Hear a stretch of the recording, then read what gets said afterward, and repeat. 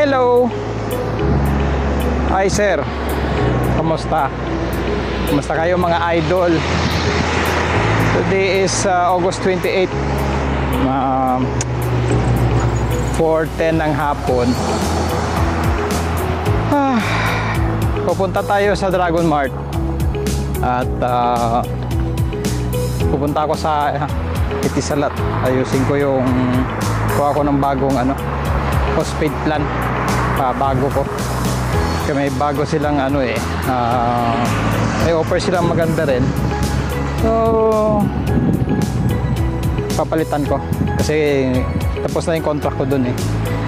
Okay mga sir, kaya ito, nasa initan tayo ngayon. Nandito ko sa bus stop at ayan, tingnan nyo, ito yung struggle namin dito ng mga walang sasakyan. Nagko-commute lang kami, kaya tsaga-tsaga tayo dito. Kailangan timingan yung bus na dumaan. Yun nga lang, wala ditong wala pong bus stop na may takip, kaya magtsatsaga kang tatayo sa initan. So oras na ba? Kaya may andyan na yan. Iikot din naman tong bus 20. So ito yung last na stop ng bus 20. Yun nga lang, struggle talaga kami dito kasi every 30 minutes yung daan ng bus. Kaya ayun, what to do, ganun ang buhay dito. Kaya magtyaga-tyaga na lang magtyaga na lang. Okay, so maya-maya andyan na yung bus. 4:15. Tiis-tiis lang. Nainit talaga. Kapagtago na dito sa tago muna tayo dito. Yeah, maybe. Just wait pare. Just wait. Yeah, it's coming. It will go. Yeah, it will go that way and come back here. It's 4:15, no? Yeah, I'm waiting also.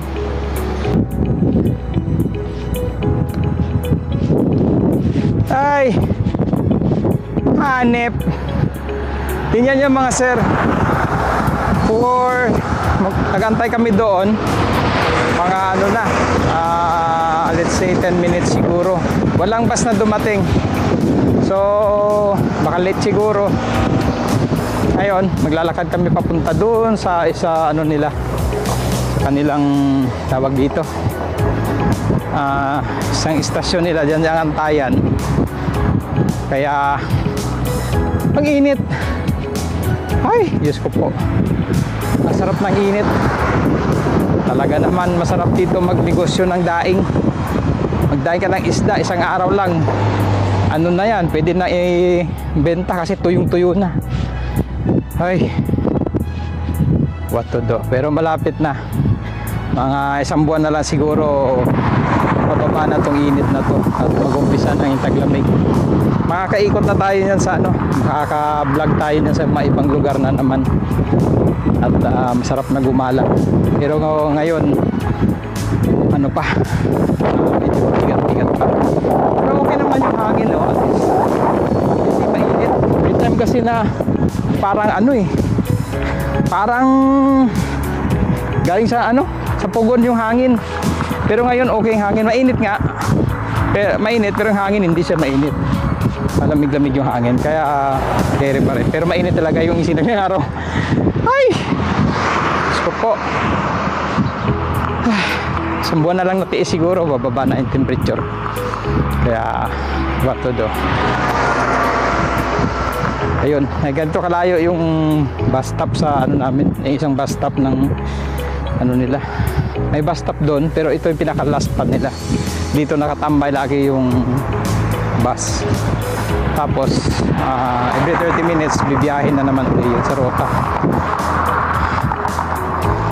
Okay, so ayun nga mga sir, tagaan lang talaga dito.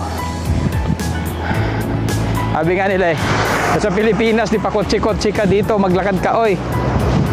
Kaya ayun, kotse-kotse ka sa Pilipinas ha. Naglakad ka ngayon. Ay.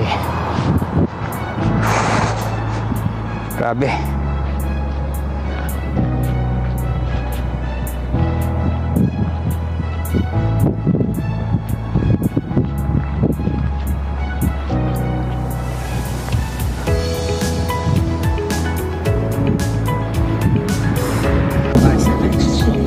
Nakasakay din. Dumating din sa bypass. Pero medyo matagal-tagal din. Siguro naka-delete na talaga siya. Ayun, sarap ng feeling na naka-aircon. Pilit sa labas kanina. Grabe. Kaya mga sir, ayun, 30 minutes biyahe pupunta doon sa Dragon Park. So, samahan nyo na lang ako. Sana successful lakad natin. Ito nga lakad natin ngayon para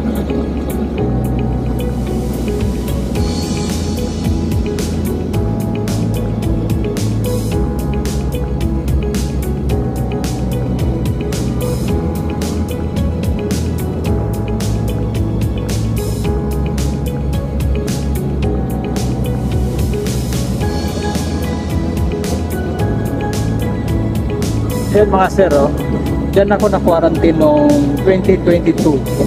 Noong uso pa yung COVID, pangalawang COVID ko, dito ako na-quarantine. Ayan, ang lawak niyan. Ayan. Pero magandang lugar, maganda. Enjoy ako dyan. 10 days akong walang pasok, kain nilata. Yun na ginawa ko. Okay. So, ayun, dito na tayo sa Dragon Mart. Actually dumaan na ako sa Dragon Mart 1 kaso masyadong matao doon. Kamasita tayo. Kaya dito tayo sa Dragon Mart 2. Pupunta mo tayo ng Nesto at tingin-tingin kung ano pwede bilhin doon. Saka katabi lang naman yung Itisalat eh. So saka na natin daanan. Kaya let's go. Maganda dito gumala sa Dragon Mart 2 kasi hindi ganun karaming tao. Hindi tulad na sa Dragon Mart 1 na tao doon.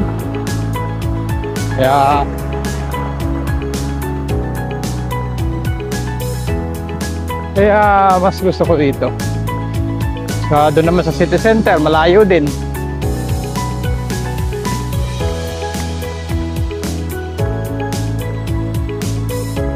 Kaya ayun, tingnan natin sa loob. Anong mayroon doon. Kaya nga mga sir.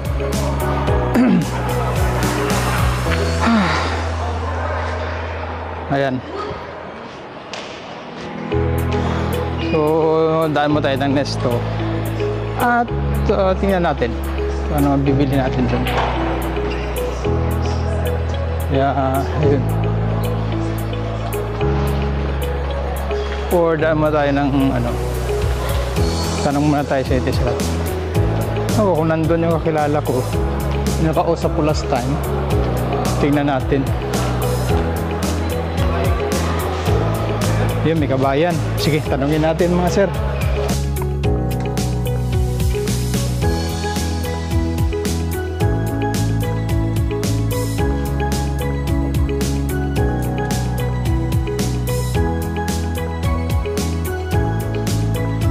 Okay. So, ayun. Success. Guys, success yung lakad natin. At nabago ko na siya. So, starting September 1, unlimited na yung data ko. So, papalitan na. Matic na yun. Sinet na nila. So, yun. Kaya, goods na tayo. Bumili din tayo ng konti. Okay. So, balik tayo sa Dragon Mart 1. Dragon Mart 1 tayo para papunta na tayo sa makauwi na rin. Wala na rin gagawin eh. Kaya let's go na mga sir.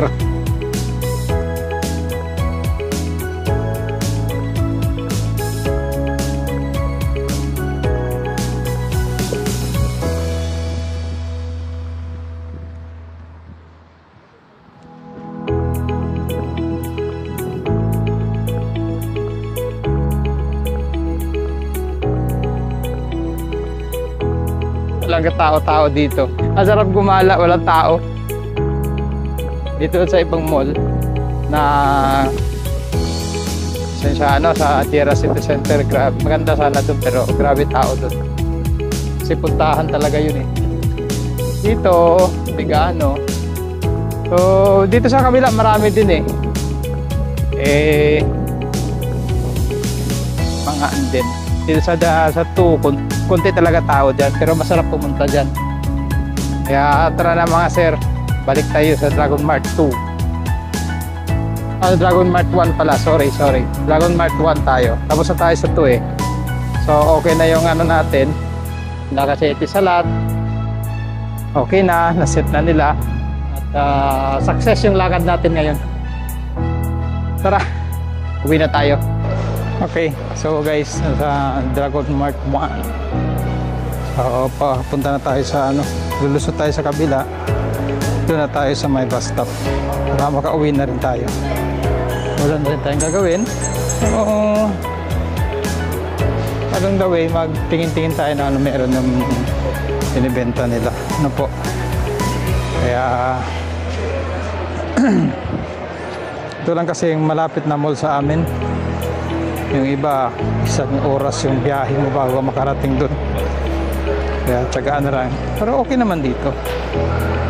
Basta marunong ka lang kung saan ka pupunta. Okay. So, mamaya naman baka masita tayo.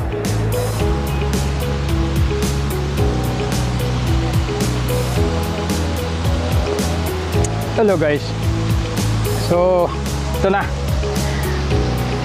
Bago tayo umuwi mga idol, mag-chai-chai muna tayo konti. Tambay-tambay muna dito sa main entrance ng Dragon Mart.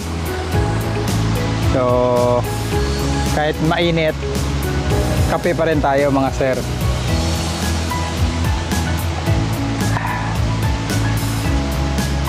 Oh, sarap dito. Sarap dito pag lamig. Pero ngayon medyo mainit siya mga sir, kaya yon. So pagkatapos nito, uwi na rin tayo. Kasi ano na nang oras na ba? Magsi-7 na. Kaya bukas 3rd off.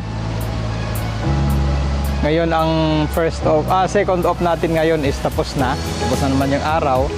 Kaya okay naman. At success yung lakad natin. So bukas 3rd off. Hindi ko alam kung anong gagawin ko bukas. So bahala na.